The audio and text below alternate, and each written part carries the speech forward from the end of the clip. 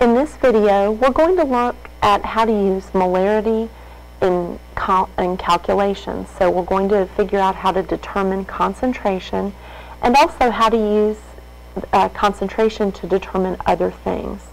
So let's look at a practice problem. In this problem, go ahead and read the problem. Pause if you need to. In this problem, we're being asked for the molarity of a solution made by dissolving 0.125 moles of sodium hydroxide in enough water to make 500 milliliters of solution. We know that our equation for molarity is molarity equals moles of solute divided by liters of solution. So if you read the problem, we're dissolving 0.125 moles of sodium hydroxide in water. So sodium hydroxide is our solute, water is our solvent, and we're making 500 milliliters of solution. So we need to find all of the information in our problem. Our moles of solute of sodium hydroxide, that's given to us in our problem. We need liters of solution, and our problem doesn't give us liters, it gives us milliliters. So our first step is to do a conversion from milliliters to liters. Just like being in class, messing up with the pen.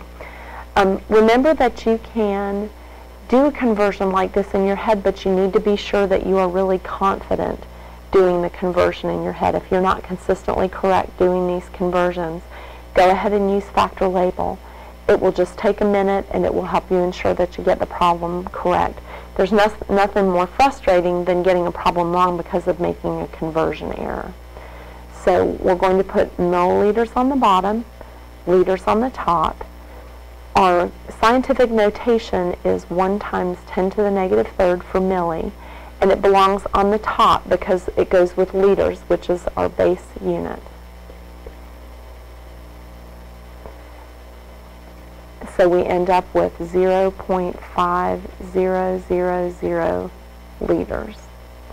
So our moles of solute from our problem are 0.125 moles. And our solution, our total amount of solution is 0.5000 liters.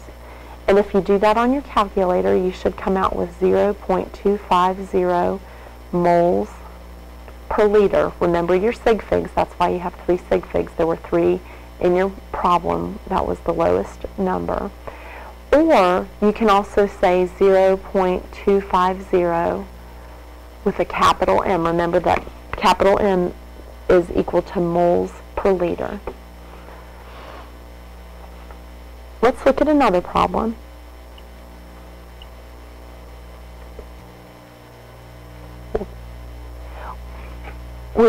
You can see that I'm adding here to our flow chart now. This top part you've seen before. It looks a little different than the one that I had. I had some issues with it, so I decided to try a different flowchart software. But in this case now, we've added molarity as a conversion factor to go between moles and volume, or moles and liters. So we can go now between volume and moles and particles, volume, moles, and mass, and vice versa. So let's look at an example of how we do that. Here's our first practice problem. It's asking us what volume of 18 molar sulfuric acid is required to obtain 0.0500 moles of sulfuric acid. We know that the big M is equal to moles per liter. Molarity is equal to moles per liter. So what it's asking us, the problem is asking us to find volume, and we're being given moles. We want to use our molarity as a conversion factor to go between moles and liters. It relates the number of moles to the number of liters, and we can use that to convert between the volume of the solution and the moles. So let's see how we can set that up. we know that 18.0 molar, that capital M means moles per liter, so we know that 18.0 is moles per liter. And if you think about it, think back to that miles per hour video with the young lady who was so confused. Remember that moles per liter, that means that there are 18.0 moles in 1 liter. Okay? So we know that if it's 18.0 moles per liter, that's 18.0 moles in 1 liter. So now we can make that into a conversion factor. Let's start here with our moles because we're going from moles to volume and use our molarity as a conversion factor. We've got 0.0500 moles of sulfuric acid, and you don't know the formula for this. It's H2SO4. We'll learn that in Unit 8. And we want to go from moles of H2SO4 to liters of H2SO4. So in order to do that, we need moles here on the bottom to cancel. And we need our liters on the top. And if we look at our equality up here, 1 liter, or conversion factor, 1 liter and 18 moles. So our 18.0, we know that 18.0 molar means 18.0 moles in 1 liter. Go ahead and plug this in on your calculator, and then you can check your answer. Pause the video if necessary. And the answer is 0.00278 liters. If I asked you for that answer in milliliters, it would just be 2.78 milliliters. Now, you may be asking yourself why we are using factor label on this when we have this perfectly good algebraic equation up here. The reason for this is that this is much more efficient to use factor label. What's going to happen after this is that we're going to begin stringing together multiple conversion factors, and this will allow us to prevent errors from occurring, because if you set this up algebraically and then you come in and plug in the number from that equation into a factor label, and then at the end you have to make another conversion using an algebraic equation, there's a reasonable chance that you'll make an error in transferring those numbers. It's better if you can set the whole thing up factor label and do it that way so that you don't have to worry. You have just one nice big calculation. I'm not sure you think it's nice, but one big calculation, we'll say. You may do it algebraically, but just remember that there is that risk of having the errors. Let's look at another problem.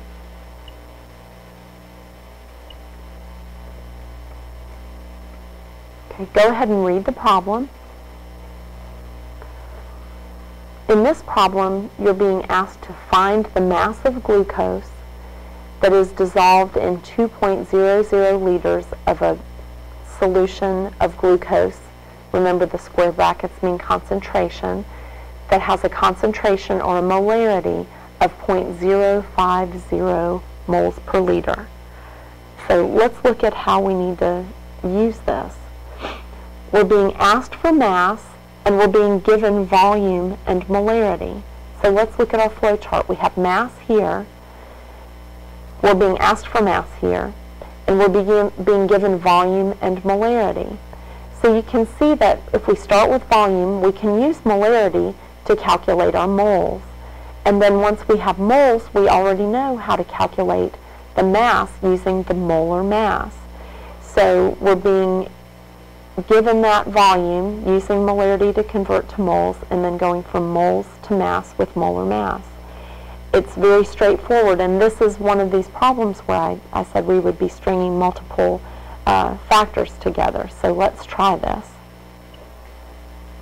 So you can see we're going to start with our volume of glucose, and that's 2.00 liters of C6H12O6. And we want to go, remember, from liters to moles. We're going to use molarity, and we know that our molarity is 0.050 molar, which is equal to 0.050 moles per liter, and that's the number of moles in 1 liter. So we're going to have liters on the bottom to cancel out,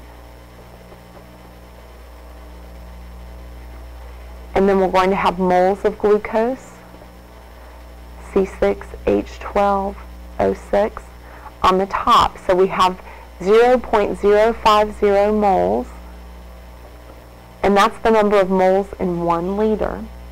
Now that we have moles, we can go ahead and convert to grams using our molar mass, just like we did in the earlier moles calculations. So let's set up a factor. We're going to need moles of C6H12O6 on the bottom to cancel, and then we're trying to get to mass, so we know that our unit there will be grams of C6H12O6. And hopefully you remember how to find the molar mass of a compound. Remember that we add up the individual masses of the elements that are in there. So you would add the masses of 6 carbons, 12 hydrogens, and 6 oxygens. I would suggest that you pause the video and do that now, and then check what you got. You should get 180.156 grams. Remember that molar mass is the number of grams in 1 mole of a compound. So that's molar mass. We have 1 with the mole on the bottom, and the mass, that molar mass, is the number that we put on top. And when you calculate that out, you will end up with, pause and calculate please, 18 grams of C6H12O6. Now you might be asking yourself right now, why only 2 sig figs? There are 3 in my volume, but if you look, remember these 2 zeros are not significant, so there are only 2 sig figs in that answer.